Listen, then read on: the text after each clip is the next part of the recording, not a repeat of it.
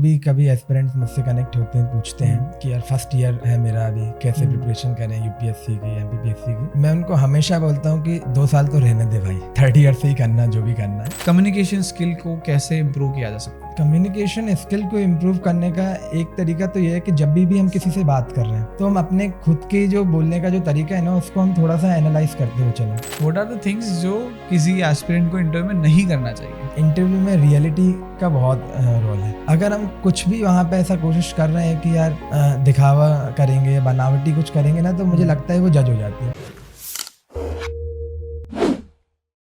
Hi everyone, मैं हूं आपका दोस्त आशीष और इंडियन एस्पिरेंट शो के इस नए एपिसोड में आप सभी का स्वागत है।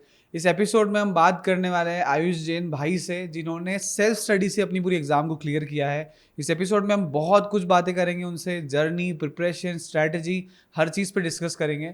इस एपिसोड को स्टार्टिंग में ही आप सब्सक्राइब कर लीजिए और आप जो कमेंट करते हैं उससे हमारी पूरी टीम को मोटिवेशन मिलता है।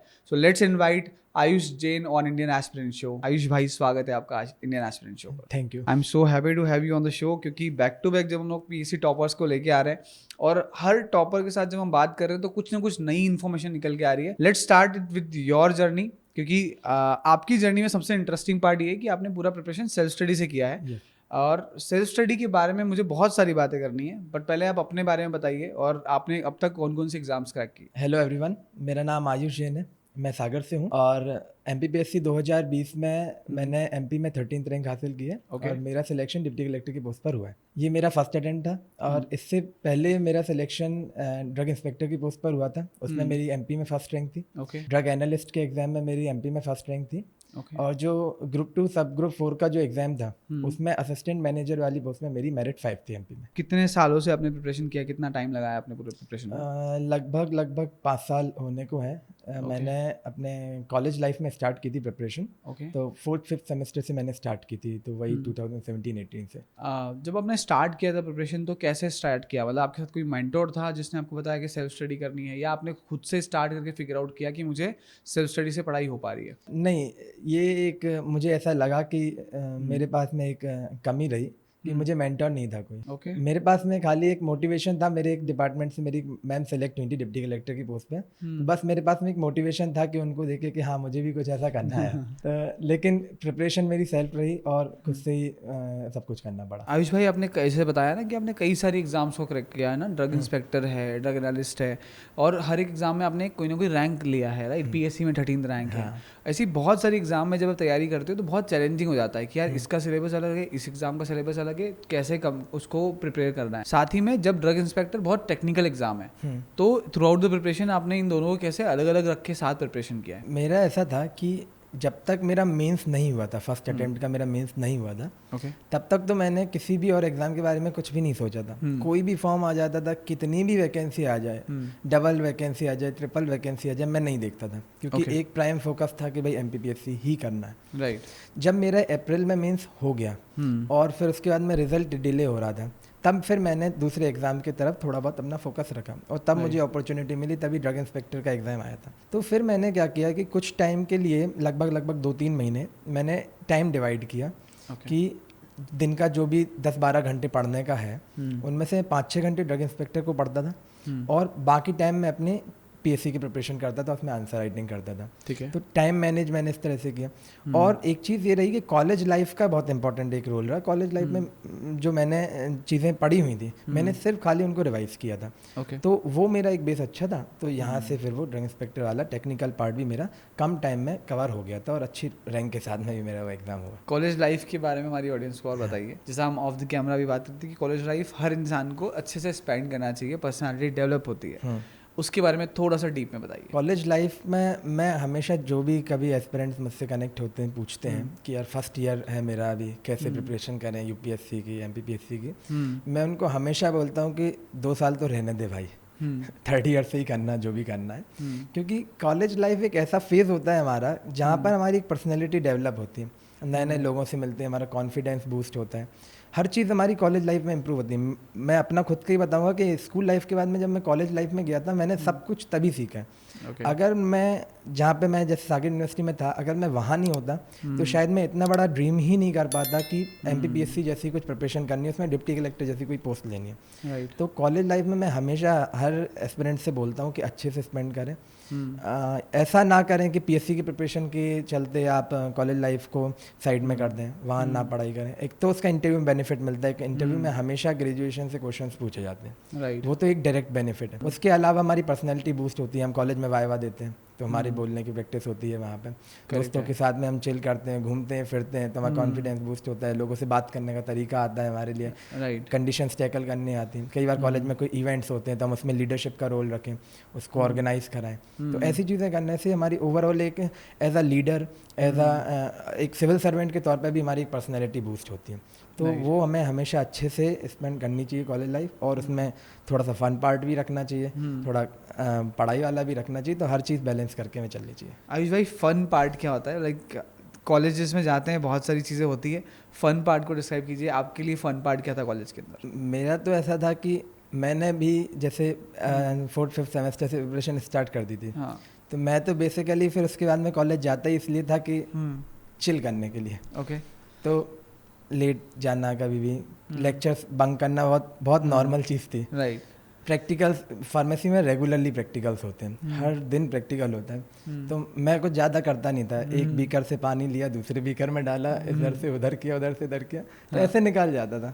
लेकिन मैं वहाँ पर क्या रखता था, कॉन्सेप्ट क्लैरिटी पे रखता था, बहुत ज़्यादा हैक्टिक नहीं बनाता था उसको, और फ्रेंड्स के साथ में चिल कर लिया थोड़ा सा। इन सब चीज़, और एक चीज़ मैं जो अभी ऑन कैमरा बोल रहा हूँ कि मेरे पूरे कॉलेज लाइफ में थ्रू आउट जो चली है कि मैं साइन खुद करता था। कभी भी मैंने किसी भी टीचर से साइन वाइन नहीं करा है कोई रिकॉर्ड पे। मैंने ऑलमोस्ट हर टीचर के साइन बनाना आता था मेरे लिए। तो मैं खुद ही से साइन कर लेता था, एक साइड से मैं 2-4-5 लोगों का साइन कर देता। मुझे लगता था ये बहुत बर्डन हो रहा है टीचर को साइन करने में, मैं खुद ही साइन कर देता हूँ, उनका बर्डन कम कर देता हूँ। तो ये चीज़ मेरे through out the college life चलती रही। अभी ये कैमरे पे ये बात जाएगी तो टीचर्स पक्का मारेंगे मुझे आके। राइट। एंड आई थिंक कि कॉलेज लाइफ में बहुत कुछ चीज़ें आपको सीखने को मिली जाती है, राइट। और ये बकलोली होना ज़रूरी है, आप नए लोगों से मिल लेते हो, राइट। सोशल होने का आपको एक मौका मिल जाता है, प्लेटफॉर्म मिल जाता है।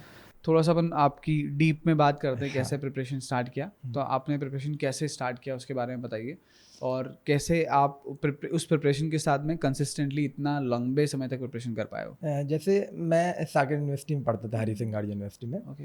तो वहाँ पर क्या होता है, सैटरडे संडे ऑफ रहता है। तो मेरी जर्नी वहीं से स्टार्ट होती थी कि मैं कॉलेज के बाद का जो टाइम रहता था उसमें प्रिपरेशन करता था, और जो सैटरडे संडे मुझे ऑफ मिलते थे वीकेंड पे, उनमें मैं प्रिपरेशन करता था। तो बेसिकली मैंने तो वही यूट्यूब से स्टार्ट किया था। तो यूट्यूब पे कुछ चैनल्स थे, जैसे मृणाल अकेडमी के मैंने लेक्चर्स देखे, तो या फिर मयूर मोगरे सर के लेक्चर्स देखे थे, वहाँ से एक जर्नी स्टार्ट हुई। तो धीरे धीरे करके वही लेक्चर्स देखे, फिर जो लेक्चर्स देख रहा था उनकी बुक्स परचेज की, तो वो बुक से पढ़ना स्टार्ट किया। तो इस तरह से कुछ एक जर्नी स्टार्ट हुई। आई थिंक कि जब भी कोई PSC एस्पिरेंट नया अगर फ्रेश स्टार्ट करता है जर्नी को, तो उनके पास में फर्स्ट जो टीचर है वो यूट्यूब है, राइट। और वहाँ पे सब कुछ फ्रीली अवेलेबल है। तो यूट्यूब के बारे में बात करते हैं। कभी डिस्ट्रैक्शंस आपको फील हुआ कि यार यूट्यूब पे लेक्चर्स देख रहे हैं, फिर कोई नया नोटिफिकेशन आ गया, कुछ हो गया, उस डिस्ट्रैक्शन को कैसे रिमूव किया आपने? हाँ, ये डिस्ट्रैक्शन ज़रूर होता था, और अभी ये और भी हो गया, जब से यूट्यूब शॉर्ट्स वगैरह ये सब चलने लगा है, तो ये काफ़ी फ्रिक्वेंटली आ जाता है, राइट। तो इनसे डिस्ट्रैक्शन होता रहता था। लेकिन फिर मैं कई बार क्या करता था, जब मुझे लगता था कि बहुत ज़्यादा डिस्ट्रैक्शन हो रहा है, तो मैं टाइमर लगा के पढ़ता था। मैं टाइमर चालू कर देता था कि यार इतने टाइम में ये वाला टॉपिक कंप्लीट करना है। तो उससे एक हेल्प हो जाती थी मेरे लिए कि यार मुझे लगता था कि यार टाइम लैप्स हो रहा है, तो मैं वापस से आ जाता, ट्रैक पे आ जाता था। तो इस डिस्ट्रैक्शन से इस तरह मैंने थोड़ा सा बचने की कोशिश की। आयुष भाई, I want to know about your strategies, क्योंकि एक फर्स्ट आप इंग्लिश मीडियम से हो, और इंग्लिश मीडियम के बहुत कम टॉपर्स से अभी तक हम लोग बात कर पाए हैं हमारे शो पे। तो आपकी स्ट्रैटेजी के बारे में आपको मैं जानना चाहूँगा, और हमारी ऑडियंस भी जानना चाहती है, क्योंकि स्ट्रैटेजी एक ऐसा पॉइंट है जहाँ पे ऑडियंस हमेशा एक्साइटेड रही है कमेंट्स के थ्रू। और इसके बाद में मैं स्ट्रैटेजी के ऊपर अपना टेक देने वाला हूँ, बट आई वांट कि आप पहले अपनी स्ट्रैटेजी बता दीजिए कि आपने कैसे क्रैक किया एग्जाम। जो ये MPPSC का एग्ज़ाम है, जैसे 3 फेजेस में होता है।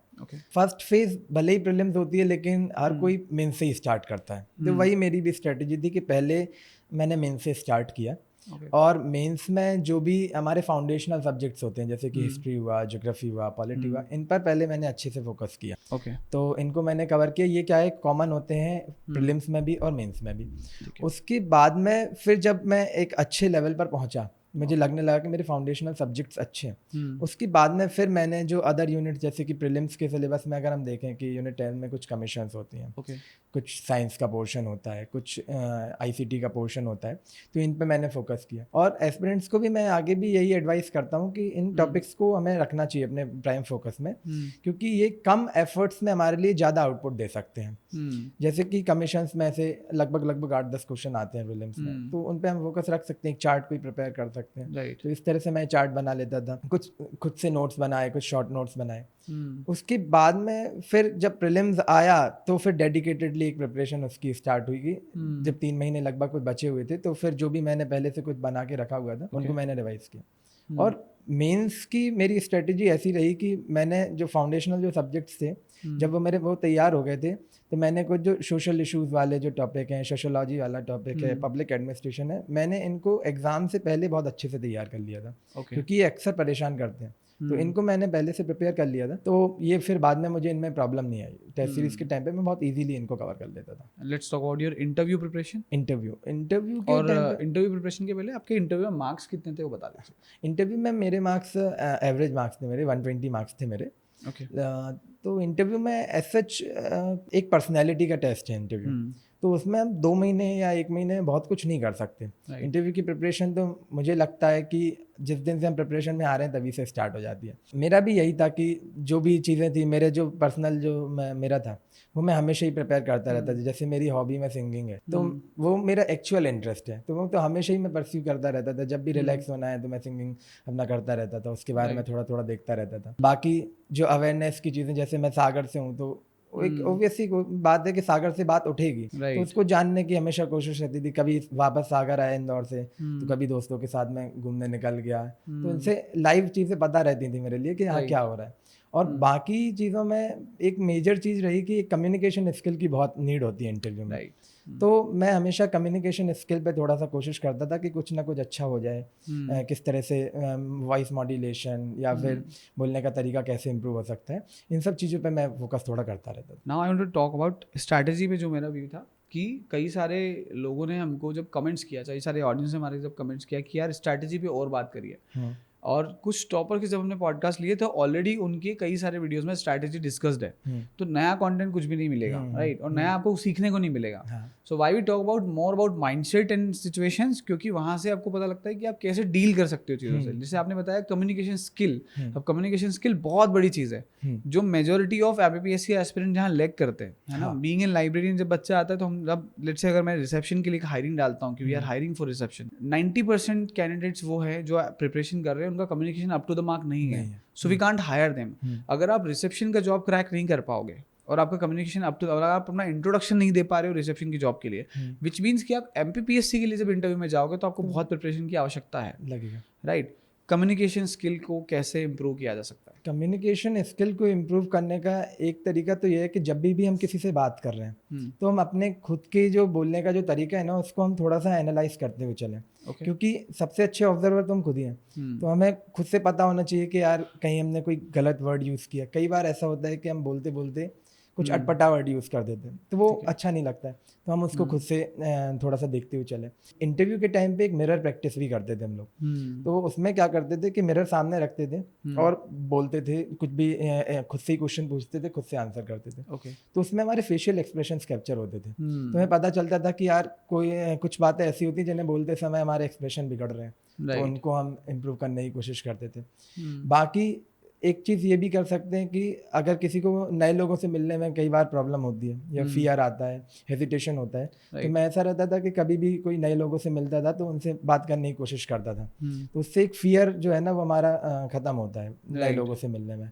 क्योंकि इंटरव्यू बोर्ड में भी हमारे लिए नए लोग ही मिलने वाले हैं और काफ़ी वो हमसे एजड है, तो उनसे फिर बात करने में हेजिटेशन जिससे हमारा खत्म हो सके। इंटरव्यू का माहौल क्या था जब आप when you entered the interview room, क्या चल रहा था, कैसा रहा इंटरव्यू, क्या बातें हुई? इंटरव्यू का माहौल तो काफ़ी लाइट रहता है, मतलब जैसे हम मॉक इंटरव्यूज़ देते हैं उससे मुझे लगता है कि बहुत अलग होता है यहाँ का माहौल। Okay. वो काफ़ी मैच्योर पर्सनैलिटीज़ होते हैं और काफ़ी मतलब बोलना चाहिए कि उन्हें छोटी छोटी चीज़ें मुझे नहीं लगता कि इतनी मैटर करती हैं। हम बहुत सारी छोटी छोटी चीज़ों को देखते हैं कि यार ये गलत ना हो जाए, वो गलत ना हो जाए। वो काफ़ी चिल रहते हैं इन सब चीज़ों के लिए। Okay. उनके लिए तो मतलब पार्ट हो जाता है कि यार ये सब होने वाला है।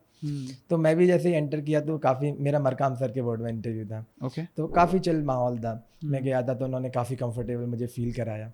उसके बाद मैंने अपने ड्रग इंस्पेक्टर वाली रैंक के बारे में मेंशन किया था अपने फॉर्म में। Okay. तो उसको देख के काफ़ी खुश हुए थे, तो उन्होंने 2-3 मिनट तो उसी पे हम लोग का डिस्कशन चला। मेरे फार्मेसी बैकग्राउंड था तो उस पर डिस्कशन चला। सर भी मेडिकल ऑफिसर है। Okay. तो काफ़ी चिल माहौल था। तो मुझे बहुत अच्छा लगा था। इंटरव्यू देख के आके मुझे अच्छी फीलिंग आई थी। मुझे लगा था कि हाँ कुछ गलत नहीं हुआ है मेरे साथ मेरे साइड से, और मुझे लग रहा था कि हाँ ठीक ठाक स्कोर मुझे होगा। What are the things जो किसी एस्पिरेंट को इंटरव्यू में नहीं करना चाहिए? एक तो सबसे बड़ी चीज़ मुझे लगती है कि इंटरव्यू में रियलिटी का बहुत रोल है। अगर हम कुछ भी वहाँ पे ऐसा कोशिश कर रहे हैं कि यार दिखावा करेंगे या बनावटी कुछ करेंगे ना, तो मुझे लगता है वो जज हो जाती है। अगर हम और आप मिलके एक दूसरे को जज कर सकते हैं तो वो तो इतने एक्सपीरियंस लोग हैं कि एक झटके में समझ जाएंगे कि कुछ ये झूठ Fake बोल है, रहा है। हाँ. तो वो नहीं रखना चाहिए। मुझे लगता है कि रियल रहें। सबसे पहले तो हम रियल रहें। मेरे साथ भी जो भी उन्होंने कुछ पूछा तो मैंने बिल्कुल रियल बताया उनके लिए। उसके बाद में दूसरी चीज़ ये है कि हम बिल्कुल रिलैक्स्ड फील करें। वहाँ पे क्या होता है कि हम जब वहाँ पहुँचते हैं तो पैनिक होते हैं, और ये बहुत नॉर्मल चीज़ भी, हम इंटरव्यू हमारे दिन मतलब लाइफ का सबसे बड़ा दिन होता है, Right. तो हम पैनिक कर जाते हैं कई बार। तो स्टार्टिंग में 2-4-5 मिनट हम काफ़ी कंफर्टेबल फील कर लें, क्योंकि अगर वहाँ पे जाके हम कंफर्टेबल नहीं हो पाएंगे तो वो पूरा इंटरव्यू का जो सेशन है ना, वो 15-20 मिनट 25 मिनट कैसे निकल जाएगा वो हम कंट्रोल नहीं कर पाएंगे फिर उसके लिए। Correct. और तीसरी चीज़ ये है कि हमें ये भरोसा रखना होगा कि किसी भी इंसान से हर क्वेश्चन का आंसर नहीं बन सकता। कोई फर्स्ट रैंक वाला भी जाएगा तो उस पर भी हर आंसर नहीं बना होगा। कोई इवन कोई सिलेक्टेड कैंडिडेट भी जाएगा तो उस पर भी हर आंसर को वो नहीं दे पाएगा, कर पाएगा। Right. तो ये बहुत नॉर्मल है कि यार 2-4-5 जगह सॉरी बोलना होगा, कुछ भी होगा तो नॉर्मल है, तो उसमें कोई दिक्कत नहीं है, इजीली बोल सकते हैं, वो भी समझते हैं चीज़ों को। इतने से मुझे लगता है हो जाएगा। आई एम श्योर हमारी ऑडियंस को एपिसोड बहुत पसंद आ रहा होगा। हाँ। I would request the audience again कि अगर आपने अब तक सब्सक्राइब नहीं किया है चैनल तो do subscribe the channel right now. और आपकी कोई भी क्वेरीज है, क्वेश्चंस है तो आप हमें कमेंट सेक्शन में बता सकते हैं। आयुष भाई, सबसे ज़्यादा मज़ा किस चीज़ में आया आपको थ्रू आउट द प्रिपरेशन? सबसे ज़्यादा मज़ा मुझे लगता है कि मुझे इंटरव्यू की प्रिपरेशन में आया था। ओके।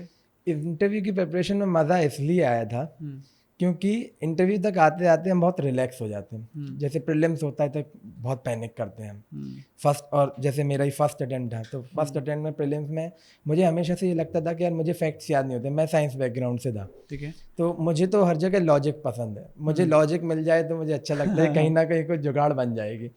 लेकिन प्रीलिम्स में आया तो कुछ MPPSC का प्रीलिम्स ऐसा है कि कुछ फैक्ट्स पूछता है, तो लगा यार ये कैसे याद होंगे, तो वहाँ पे थोड़ा सा पैनिक।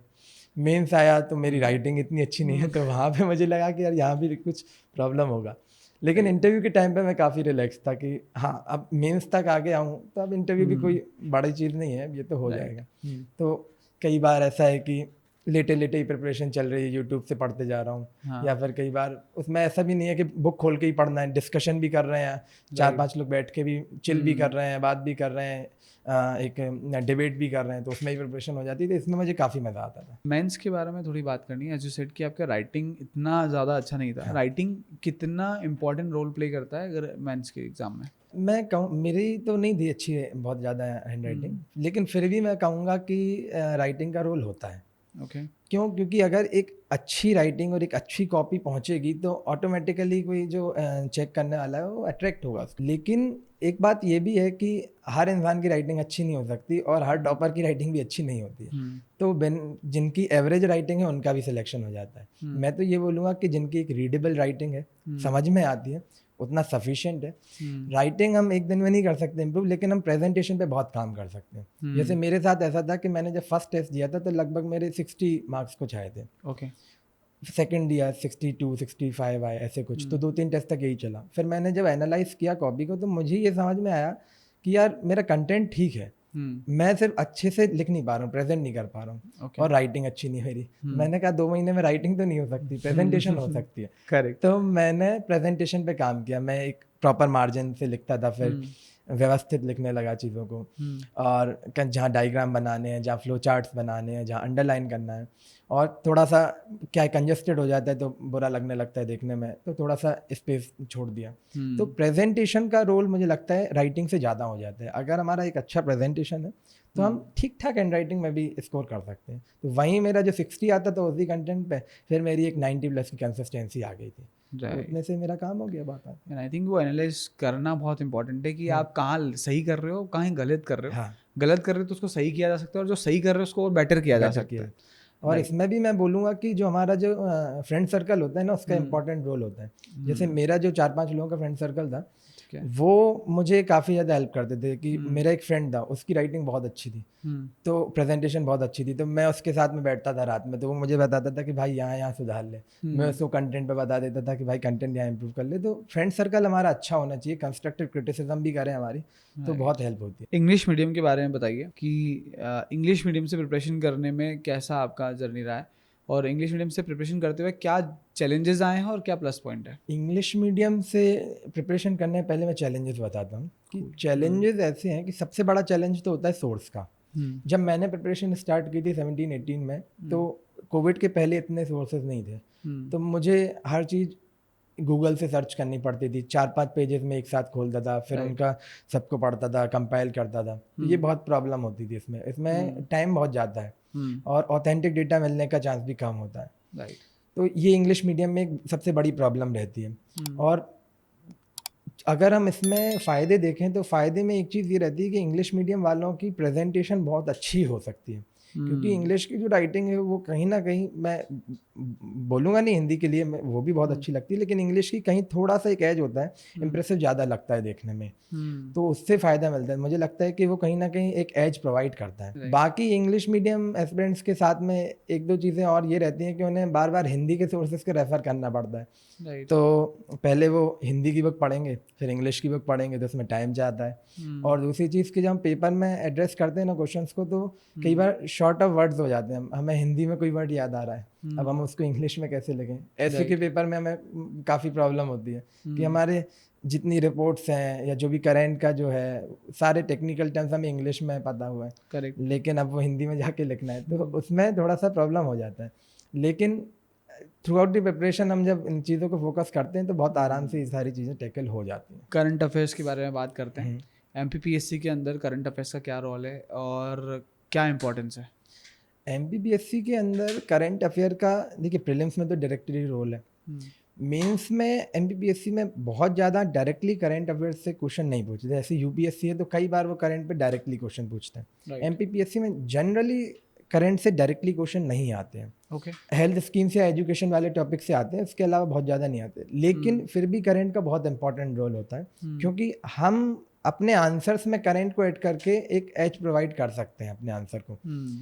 पॉलिटी का सेक्शन है, इकोनॉमी का सेक्शन है, सोशल इश्यूज का सेक्शन है, तो इनमें हम करंट को कर सकते हैं ऐड। या फिर जैसे कि पॉलिटिकल थिंकर्स हैं, तो अभी देखने में लगते हैं कि पॉलिटिकल थिंकर्स तो स्टैटिक पार्ट है, उन्होंने अपनी थ्योरीज, गांधी जी ने थ्योरीज दे दी थी अपनी, तो आज़ादी के समय पे, अभी वो कैसे हम उनको रिलेट करेंगे। तो वहाँ पर हम क्या कर सकते हैं, करंट के जो इवेंट्स चल रहे हैं ना, उनको हम लिंक कर सकते हैं, पॉलिटिकल थिंकर्स में भी हम लिंक कर सकते हैं। तो पूरे सिलेबस में हर जगह कहीं ना कहीं स्कोप होता है कि हम करंट को ऐड करें। ये हमारे ऊपर है, हमारा स्किल है कि हम किस तरह से करंट को यूज़ कर पा रहे हैं, तो उससे इफेक्ट पड़ता है। बहुत मज़ा आ रहा है आपसे बात करके इस पॉडकास्ट पे। हमारे इस पॉडकास्ट के ना 2 सिग्नेचर क्वेश्चंस हैं, बट मैं दोनों 1 बाय 1 आपसे पूछता हूँ। आई एम नॉट श्योर आपने शायद वो सिग्नेचर क्वेश्चन आपको पता है या नहीं पता है, बट फर्स्ट सिग्नेचर क्वेश्चन हमारा ये है कि जिस दिन आप सिलेक्ट हो चुके हो, आप ट्रेनिंग करोगे, ट्रेनिंग करने के बाद जब फर्स्ट डे होगा, जब आप जॉब ज्वाइन करोगे, वहाँ जाओगे, पहले दिन अपने ऑफिस का गेट ओपन करोगे और उस ऑफिस की चेयर पे बैठोगे, उस टाइम पे आप क्या सोसाइटी के लिए नया एड ऑन कर सकते हो बेटरमेंट के लिए। मेरा हमेशा से ही ऐसा मन में है कि जब भी मैं पोस्टेड हो जाऊंगा तो मुझे सिस्टम को थोड़ा सा रिस्पॉन्सिव बनाना है।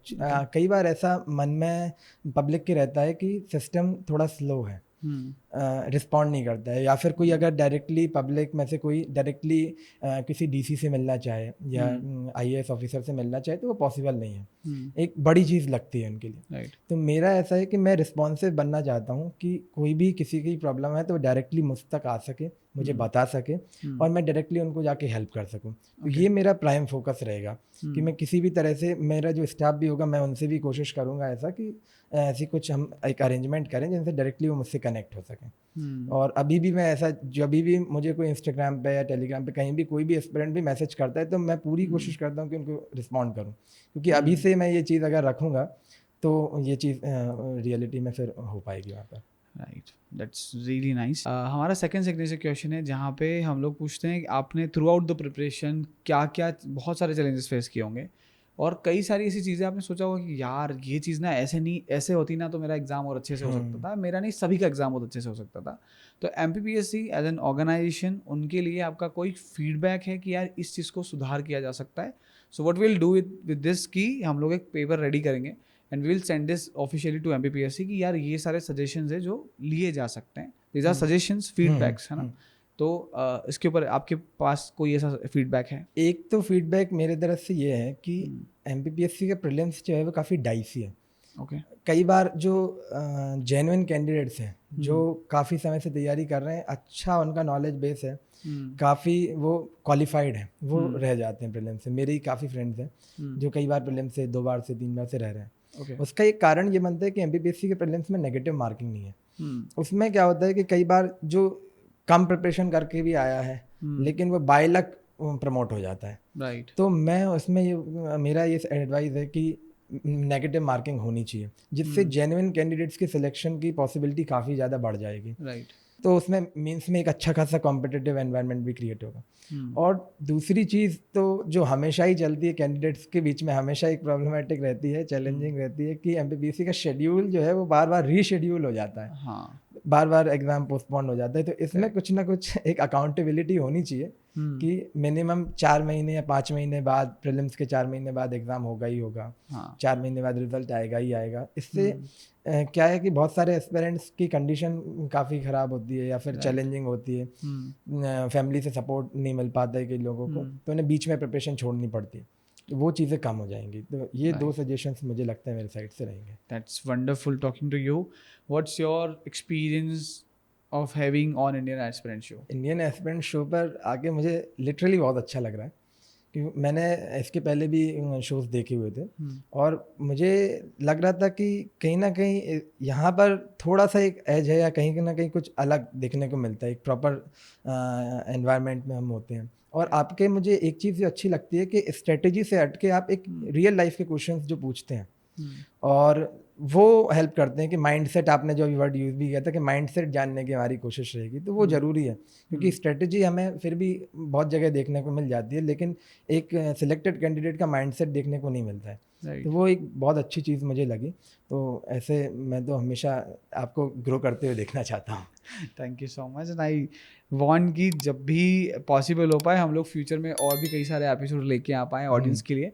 तो अगर ऑडियंस के पास कोई भी क्वेश्चन है जो आप चाहते हैं हमारे आने वाले पॉडकास्ट के अंदर कवर करें, do let us know in the comment section. और आप जितने भी कमेंट्स करते हैं, आप वीडियो शेयर करते हैं, आप इंस्टाग्राम पे रीच आउट करते हैं, उन सभी से हमारी पूरी टीम का मोटिवेशन बनता है कि हाँ हम कुछ थोड़ा बेटर कर पा रहे हैं हमारी एस्पिरेंट्स के लिए। So this was Ayush Jain on Indian aspirant show. Indian aspirant show को सब्सक्राइब कीजिए, सीखते जाइए प्रिपरेशन में। आपको हम और बेटर करने, आपकी प्रिपरेशन को और बेटर करने के लिए हमारी तरफ से बेस्ट पॉसिबल की कोशिशें की जाएगी। Thank you so much for watching video till the end.